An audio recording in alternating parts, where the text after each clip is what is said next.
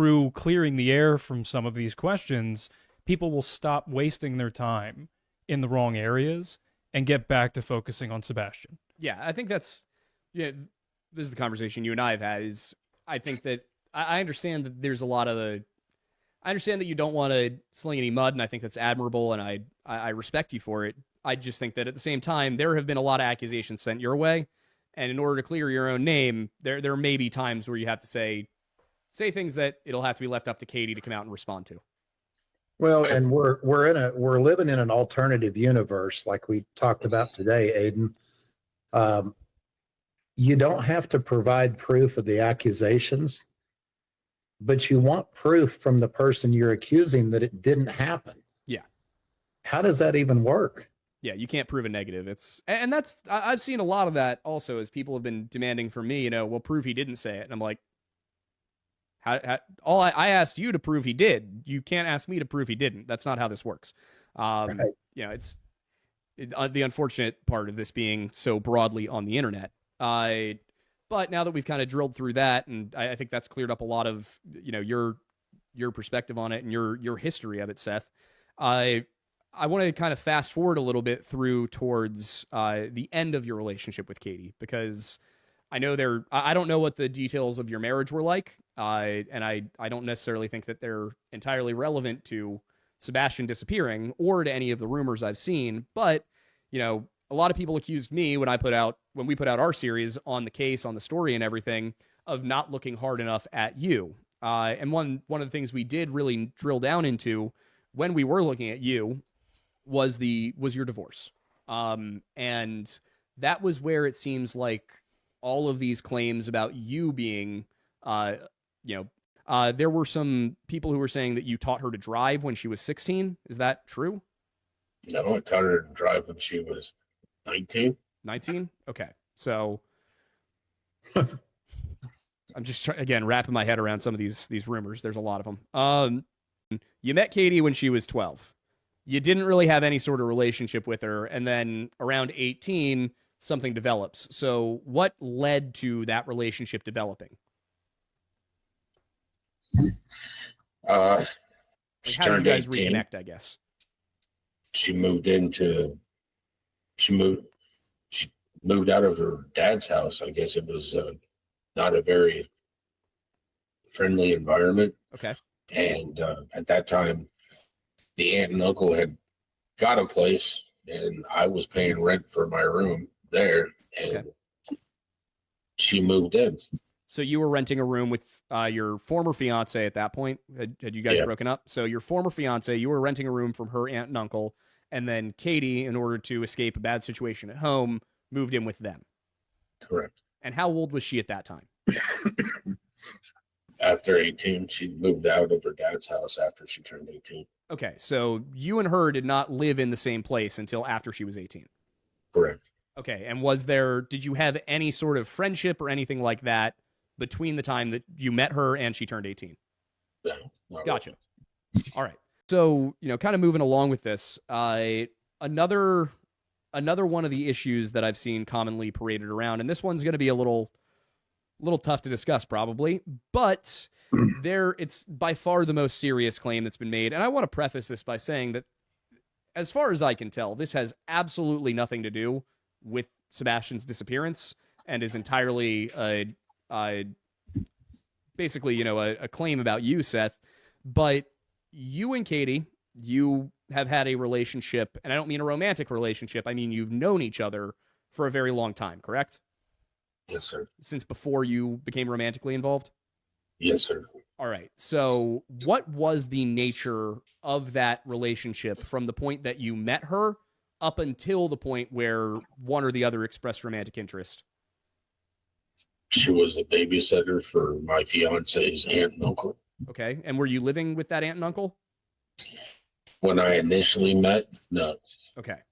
So how old was she when you met her? She was 12 or 13. And you would have been 21?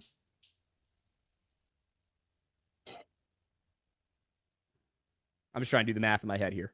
21, 22, somewhere about there? Yeah, somewhere around there. Right.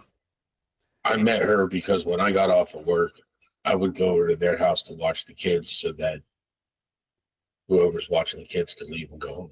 Gotcha. So basically, you were the relief shift. Yes, sir. Gotcha. So she would watch them up until you were finished with work, and then you'd come in and you would watch the kids after that, and she'd leave. Yeah. All right. And so, what was obviously being, in your early 20s, 12-year-olds, there's not much you have in common, not many things to talk about. They're just there for a job. What would you and Katie talk much? Would you hang out? Would she be there for another half hour after you got there? Or was it just you got home, she said, okay, bye, thanks, and then left? I would go over there and start playing video games with the kids. Okay. So not any sort of real relationship with her at that point. She was just No. Okay. So when then did you and her begin to become romantically involved? After she turned 18. Okay. Do you have any idea where these kinds of rumors might have come from? I mean, there's one where they said that you told her when she was 14 that you were going to marry her. Is there any basis to that? No? So Aiden, let me jump in here because there's some more to the story and you're not going to know what to ask. She turned 18 at her father's home, and which gave her the ability to move out of that home. She remained close to the aunt and uncle of his old fiance because she'd been their babysitter for a long time. Mm-hmm. Seth remained close to them even after he and the fiance had broken up, obviously. So Katie moved in at 18 in an upstairs bedroom, and she began to show some interest in Seth. And, it kind of broke my heart because I asked him if he was surprised when she showed the interest in him. And his response to me was, I was. And I said, why? And he said, because she could have had anybody she wanted. And I was surprised that she chose me. Mm-hmm.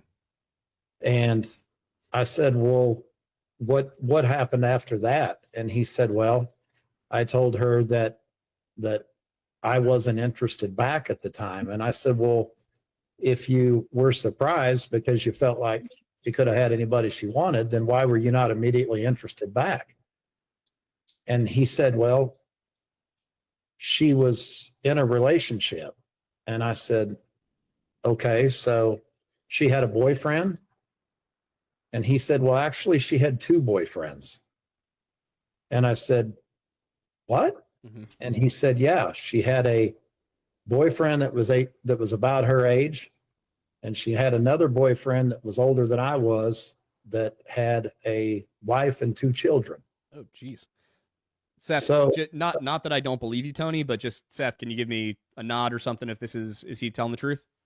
He is. I know this is a very difficult subject for you. That's why I'm not trying to press any. I just want to make sure that we're getting the corroboration here. And Tony, I do believe you.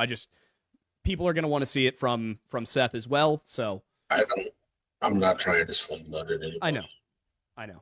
So, but I did just want to get in, the opportunity there for the sake of the audience. So Tony, if you want to continue. well, and what Seth has a problem with is his MO has been not to come out and sling mud. But we've been put in a situation where in order to address some of these outlandish rumors, we've got to dig into the real facts. And unfortunately, the real facts are not pretty. So, we didn't choose this. None of this helps find Sebastian. But if we're going to lay all the cards out on the table, then, sometimes you have a 2-7 offsuit and the hand's not very pretty. Mm-hmm. Yeah, I think just to add in there, it is unfortunate that we're in this situation, and I think the one way this does help find Sebastian and why we wanted to, provide this scenario to help kind of clear the air a little bit on some of these things is because I think when people get too wrapped up in these rumors, they start to put their focus in the wrong place. They'll focus in on people that are, unproductive locations to spend their time and their energy. To be on Sebastian. Sebastian is the one missing. Exactly. Two grown men victim blame a child victim who was removed from her predator mom's home and placed into foster care. Did a grown man admit he knew another grown man was sleeping with a child and all he did was decide he wanted to pursue her? Instead, he conveniently waited until she was 18 to then impregnate her and marry her? Met her at 12, told her he was going to marry her at 14, taught her to drive at 16, married her at 18. 4 months later, Sebastian was born. Well, and here's the thing again, even if we go based off of what they're saying, you're still essentially admitting that you were aware that a grown man was preying on a child and you did nothing about it as another grown man. Nonetheless, none of that makes any sense. But I guess at 18, she no longer was being groomed by a grown married man, so Seth took his shot. And I'm guessing Seth supporters hate Katie enough to be okay with this and pretend it's logical and or acceptable.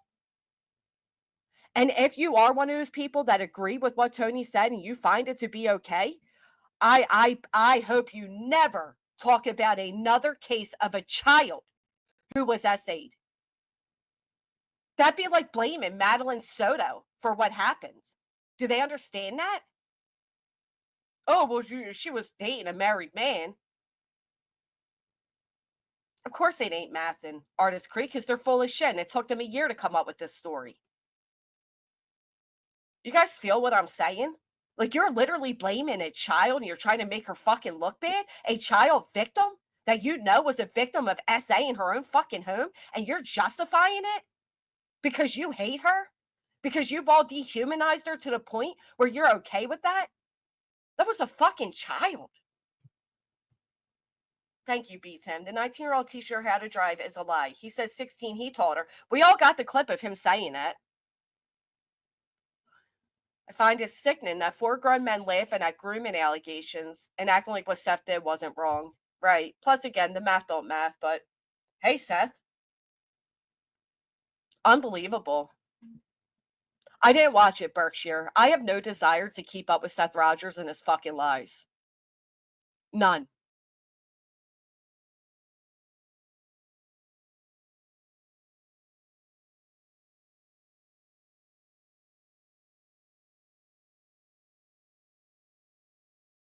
Out could be his motive, right?